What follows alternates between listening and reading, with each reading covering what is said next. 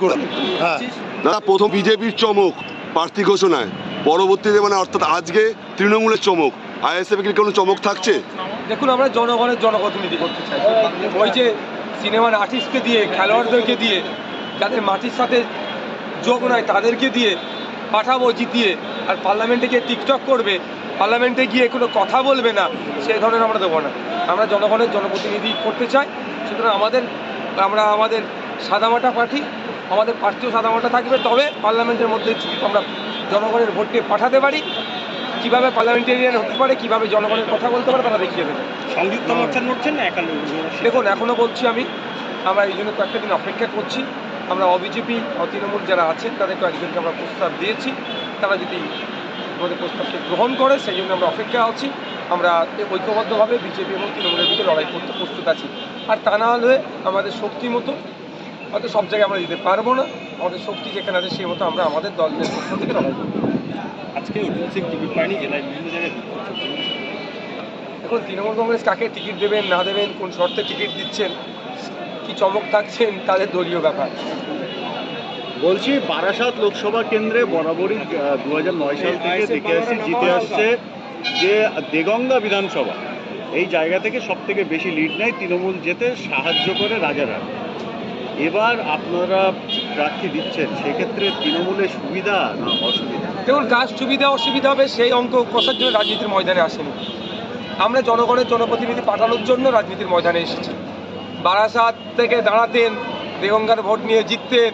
আমি শুধু not only Deganga, বাকি কনস্টিটিউয়েন্সি যেগুলো আছে মানুষের জন্য কি করেছেন।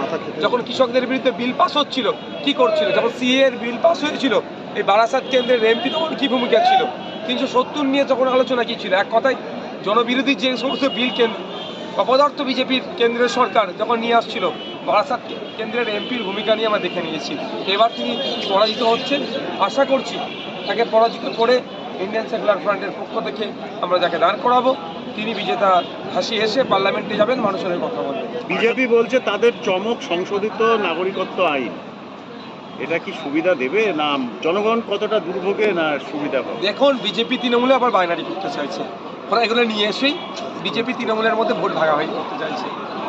বিজেপির অবস্থা বাংলায় খারাপ, তৃণমূলের অবস্থা খারাপ, সুতরাং ওটা তাদের জন্য চমক। ওটাই কি ভোটটাকে ভাগ করে নেবে। এই জেলায় কোনো কাজ হবে না। এই জেলায় কটা আসনে আইএসএফ প্রার্থী দিচ্ছে? দেখুন, এই জেলার মধ্যে 2-3টে আসনে আমাদের নজর আছে। এবার জোট হলে জোটের ক্ষেত্রে একটু কনসিডারের জায়গা আছে, না হলে আমরা যেমন বারাসাতের বাদ দিয়ে আর কোন কোন জায়গায় কথা বলছি? বসিরহাট আছে, বনগাঁ আমাদের নজরে আছে। না, দেখুন, আমাদের ওটা এখনো হয়নি, ওটা আমাদের দলের কনফিডেন্সিয়াল বিষয় আছে। আমরা যারা আমাদের কন্টেস্ট করেছে তাদের মধ্যে থেকেও আমাদের যেমন ভাবছি, আবার আমাদের দলের ব্যাপ্তি ঘটানোর জন্য আরও বেশ কিছু নতুন মুখ নিয়ে এসেছি যারা মানুষের সাথে রেখে কাজ করছে। আপনারা বলেছিলেন যে বসিরহাটে যে সাংসদ সে টিকটক করে এই অভিযোগ এনেছিলেন, সেই কারণে কি সেই সাংসদকে বদলে দেওয়া হলো? যখন ব্যাপারটা হচ্ছে সেই সংসদের ভূমিকা কী, একজন সাংসদকে জিতে পার্লামেন্টে পাঠাচ্ছে কেন মানুষজন? যদিও ভোট হয়েছিল না হয় নাই, শাহজাহান শিবুরা, উত্তম হাজরারা কি অন্যায় করে ওখানে মানুষ ভোট লুট করতে, সেটা এখন যত দিন যাচ্ছে তত প্রকাশ পাচ্ছে। তারপরেও সে যেহেতু তার কাছে এখন বিয়েদার সার্টিফিকেট আছে না, তারপরেও বলছে গিয়ে লাভটা কী হয়েছে। এইবার যেমন নুসরাতকে দেয়নি, মিমিদিকে দেয়নি, তার পরিবর্তে এই ধরনের অখাদ্য কিছু দিয়েছে। মানে সে হাজিরুল দাঁড়িয়ে, সেক্ষেত্রে লড়াইটা কতটা কঠিন হবে? দেখুন, উনি অবশ্যই একজন সিনিয়র লিডার, তো ওনার শরীর অসুস্থ শুনছিলাম, ওনার সুস্থ। লড়াইটা হাজিরুল সাহেব দ্বারা আর অভিষেক ব্যানার্জি দ্বারা, মমতা ব্যানার্জি দ্বারা, প্রত্যেকের বিরুদ্ধে আমরা সমান লড়াই লড়বো, আর প্রত্যেককে আমরা প্রতিপক্ষ হিসেবেই দেখি। এই শাসক দল বারবার যে অভিযোগ করে যে আইএসএফ প্রার্থী দেওয়া মানে হচ্ছে বিজেপির সুবিধা হয়ে যাওয়া, মানে এটা নিয়ে কি বলবেন? কেন বিজেপির সুবিধাটা হবে প্রথম কথা, আর আইএসএফকে কেন তাহলে ভোট দেবে? শাসক কাজ করেনি, শুধুমাত্র ভোট ব্যাংক হিসাবে দলিত, আদিবাসী, মুসলমান, মতুয়া ভোটকে ধরে রাখার চেষ্টা করছে।